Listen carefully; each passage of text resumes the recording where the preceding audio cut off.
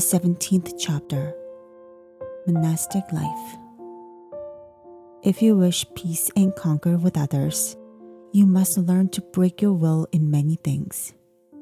To live in monasteries or religious communities, to remain there without complaint, and to persevere faithfully till death is no small matter.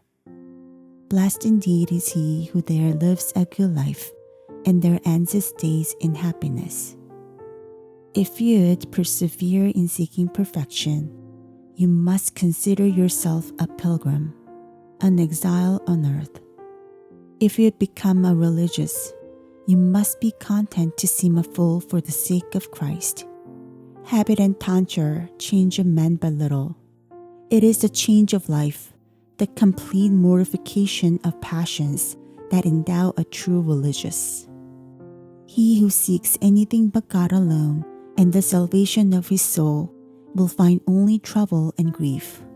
And he who does not try to become the least, the servant of all, cannot remain at peace for long. You have come to serve, not to rule. You must understand too that you have been called to suffer and to work, not to idle and gossip away your time.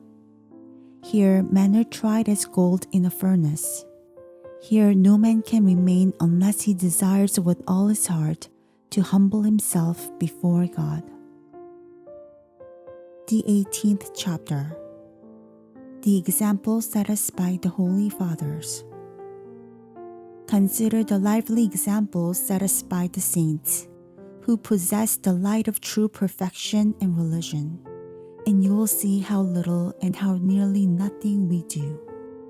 What, alas, is our life compared with theirs?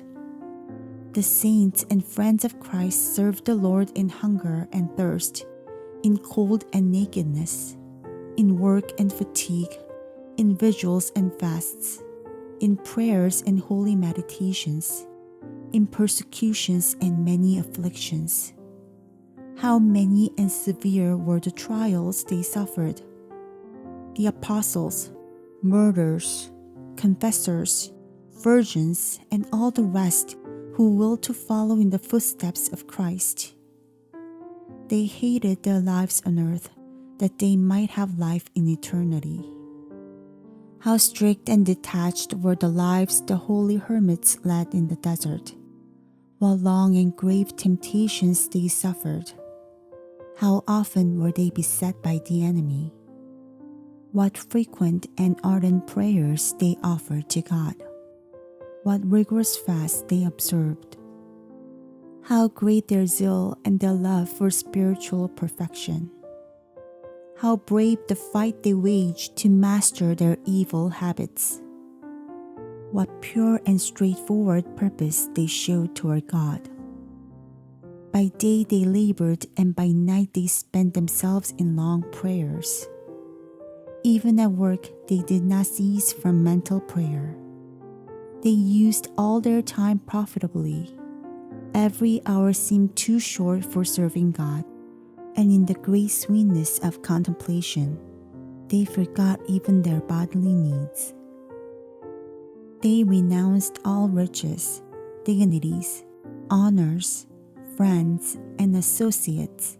They desired nothing of the world. They scarcely allowed themselves the necessities of life and the service of the body, even when necessary was irksome to them. They were poor in earthly things, but rich in grace and virtue. Outwardly destitute, inwardly they were full of grace and divine consolation. Strangers to the world, they were close and intimate friends of God. To themselves they seemed as nothing, and they were despised by the world, but in the eyes of God they were precious and beloved. They lived in true humility and simple obedience. They walked in charity and patience, making progress daily on the pathway of spiritual life and obtaining great favor with God. They were given as an example for all religious, and their power to stimulate us to perfection ought to be greater than that of the lukewarm to tempt us to laxity. How great was the fervor of all religious in the beginning of their holy institution. How great their devotion in prayer and their rivalry for virtue.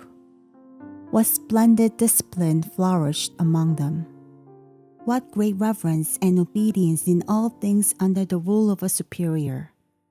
The footsteps they left behind still bear witness that they indeed were holy and perfect men who fought bravely and conquered the world.